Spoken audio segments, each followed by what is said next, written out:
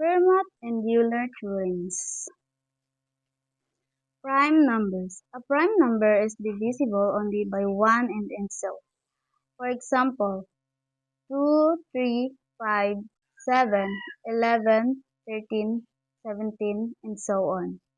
1 could also be considered prime, but it's not very useful. Prime factorization. To factor a number n is to write it as a product of other numbers. N is equal to A times B times C, or 100 is equal to 5 times 5 times 2 times 2. Prime factorization of a number n is writing it as a product of prime numbers. 143 is equal to 11 times 13. Relatively prime numbers. Two numbers are relatively prime if they have no common divisors other than 1. 10 and 21 are relatively prime in respect to each other, as 10 has factors of 1, 2, 5, 10, and 21 has factors of 1, 3, 7, 21. The greatest common divisor, or GCD, of two relatively prime numbers can be determined by comparing their prime factorizations and selecting the least powers. Relatively prime numbers count. For example, 121 is equal to 5 cubed, and 200 is equal to 2 cubed times 5 squared. GCD is 121, 125, and 200 is equal to 2 times 5 squared is equal to 25. If the two numbers are relatively prime, the GCD will be 1. Consider the following: 10, 1, 2, 5, and 10, and 21, 1, 3, 7, 21. GCD 10 and 21 is equal to 1. It then follows that a prime number is also relatively prime to any other number other than itself and 1. A little bit of history. Pierre de Fermat 1601 to 1665 was a lawyer by profession and an amateur mathematician. Fermat rarely published his mathematical discoveries. It was mostly through his correspondence with other mathematicians that his work is known at all.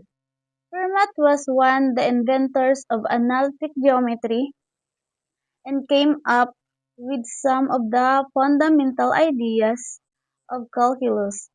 He is probably most famous for a problem that went unsolved until 1994, that the equation xn plus yn is equal to zn has no non-trivial solution when n greater than 2. Historic count. One of Fermat's books contained a handwritten note in the margin de- declaring that he had a proof for this equation, but it would not fit in the margin. He never published his proof, nor was it found after his death. In 1994, Andrew Wiles worked out a proof of this equation using advanced modern techniques. Fermat's little theorem. If P is prime and A is an integer not divisible by P, then AP minus 1 equal 1 mod P. And for every integer A, AP A mod P. This theorem is useful in public key RSA and primality testing. Euler two-tenth ano ang pagkabasa? Two-tenth function. Non-equal n.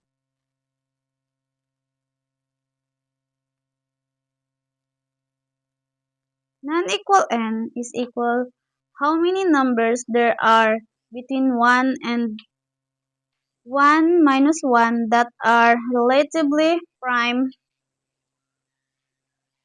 to n.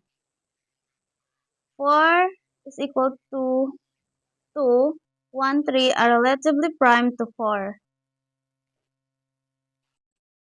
5 is equal to 4, 1, 2, 3, 4 are relatively prime to 5. 6, 2, 1, 5 are relatively prime to 6. 7, 6, 1, 2, 3, 4, 5, 6 are relatively prime to 7. Euler quotient function count. As you can see from non-equal 5 and non-equal 7, non-equal n will be n minus 1 whenever n is a prime number.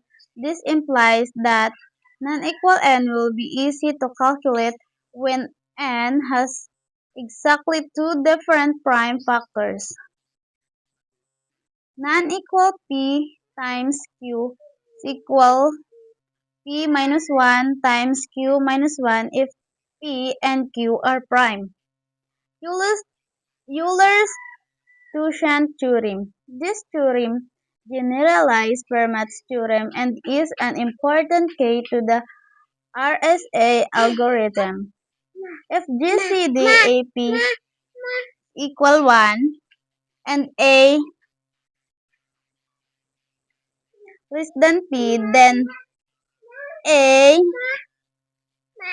P mod 1 mod P. In other words, if A and P are relatively prime, with A being the smaller integer, then when we multiply A with itself, non-equal P, times and divide the result by P, the remainder will be 1. Euler's quotient theorem count. Let's test the theorem. If A is equal to 5 and P is equal to 6, then non-equal 6 is equal to 2 minus 1 times 3 minus 1 is equal to 2. So 5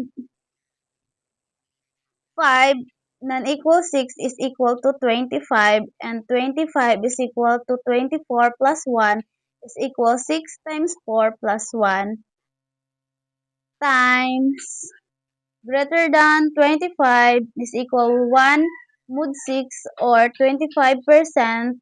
6 is equal to 1. It also follows that A non-equal P plus 1, A mod P, so that P does not necessarily need to be relatively prime to A. Okay, so what? Euler's theorem uses modulus arithmetic which helps to lay the foundation for RSA encryption. To construct a personal key per K, we need an appropriate value.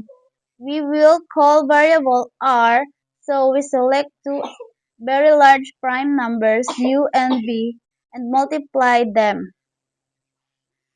Equal greater than non-equal R is equal to U minus 1 times V minus 1. This makes R difficult to factor since the fewer factors a number has, the longer it takes to find them. So what? Count. We also define the variables P and Q. P is an arbitrary number. So what count? We also define the variables P and Q. P is an arbitrary number that is relatively prime to non-equal r. Q is the calculate inverse of P in mod R. We use P and R to create a public key and Q and R to create a private key. This yields P times Q, 1 mod non-equal R. The result is that too much information is lost in the encryption due to the modulus arithmetic to disappear a privately encrypted RSA message without the use of the public key, unless the would-be disappearer had enough time and processing power to attempt